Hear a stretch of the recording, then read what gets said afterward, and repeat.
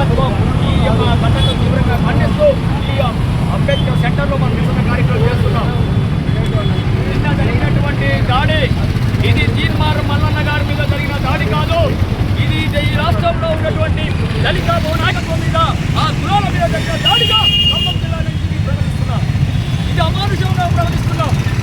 మేము సోయలేకుండా మా నాయకత్వం నిద్రావస్థలుంటే వరుసగా తప్పుకుంటూ వచ్చారు. కామ్రేడ్ మారోజు వీరన్న పెళ్లిళ్ళ దగ్గరను అతి దారుణంగా తప్పినా మాకు సొయ్యి లేకుండా బతికాం. కానీ మేము పూలే అంబేద్కర్ అధ్యయన వేదిక ఆధ్వర్యంలో ఈ కార్యక్రమాన్ని చేపడుతున్నాం. రాష్ట్ర వ్యాప్తంగా భోజన కులాలు భోజన సంఘాలు అన్ని కూడా నడి రోడ్డు మీదకి వచ్చి ఇలా మల్లన్న అనేటువంటి ఒక గొంతును కాపాడుకోవడం కోసం రోడ్డు మీదకి వచ్చి ఎందుకు తీన్మార్ మల్లన్న కాపాడుకుంటున్నాం?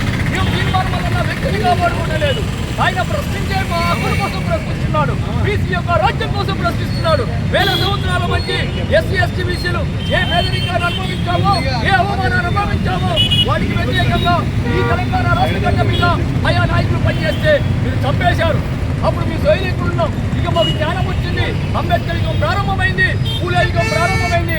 ఇక మేము మేలుకుంటాం. ఖబర్దార్ బిడ్డలారా, మీరు మా జాతుల తోలికి వస్తే ఊరుకోమనే దిశగా ఈ ఖమ్మం కండ నుంచి అన్ని కుల సంఘాల ఆధ్వర్యంలో అన్ని బీసీ దేశ ఆధ్వర్యంలో ఇక్కడ నుంచి డంగా మోగిస్తున్నాం. ఖబర్దార్ హెచ్చరిస్తున్నాం.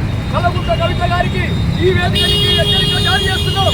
మీకు దమ్ముంటే మీకు శాతమైతే నేను సంఘీభావం చెప్తాను. 5% లేని అదే కులాలకు 10% రిజర్వేషన్ మీ నాన్న హయాంలోనే వచ్చింది. ఇది సత్యం. ఇది ఈడబ్ల్యూఎస్ రిజర్వేషన్ ఏం చెప్తుందంటే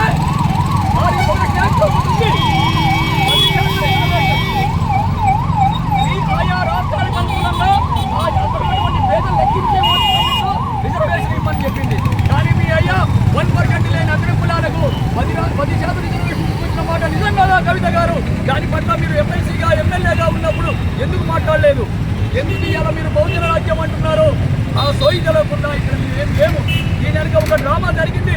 తెలంగాణ రాష్ట్రం మీద 1982 ఒక డ్రామా ఏదైతే క్రియేట్ జరిగిందో అదే డ్రామాను మళ్ళీ కేసీఆర్ ప్రయోగం చేస్తుండ్రు.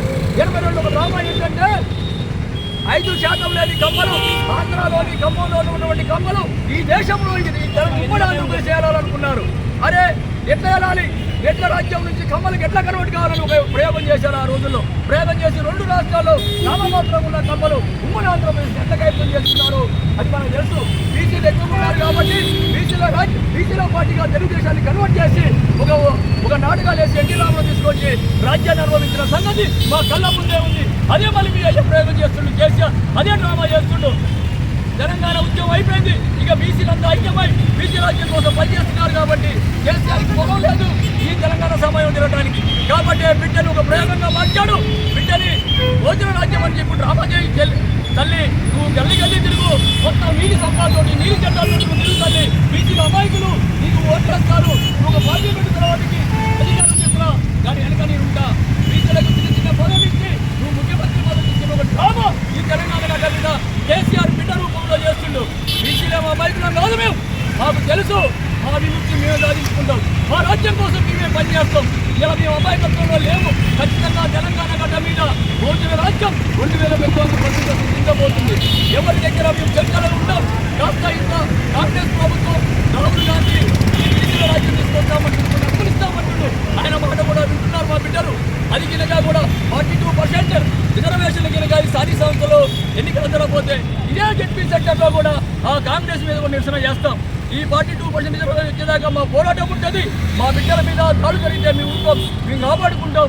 అంతిమంగా తెలంగాణ గడ్డ మీద భోజన రాజ్యం సాధించుకునే దిశగా మా పోరాటం ఉంటుందని కలవకుండా కవిత గారు ఇదే మీ అయ్య గారు ఇదే మల్లన్నతో పెట్టుకున్నాడు. ఏం జరిగిందో తెలుసా? ఎమ్మెల్సీ అయ్యాడు. నువ్వు పెట్టుకుంటున్నావు, ఆయన ముఖ్యమంత్రి అయ్యాడు. అంతకంటే ఏం జరిగేది లేదు. దయచేసి ఈ కవిత దాడిగానో లేకపోతే జాతి దాడిగానో పరిగణించట్లేదు. ఇది కమ్మలు రెడ్లు ఎనమలు మన రాజ్యం పూర్తిగా ఆలోచిస్తూ కవిత రూపంలో చేసిన దాడిగా మేము పరిగణిస్తున్నాం. కాబట్టి ఖబర్దార్ని హెచ్చరిస్తున్నాం. ఖబర్దార్ ఖబర్దార్ కవిత గారు, ఖబర్దార్ ఖబర్దార్ కవిత గారు. సాధిస్తాం బహుజన రాజ్యాన్ని, సాధిస్తాం బహుజన రాజ్యాన్ని, కూల్చివేస్తాం అగ్రకుల రాజకీయ ఆధిపత్యాన్ని.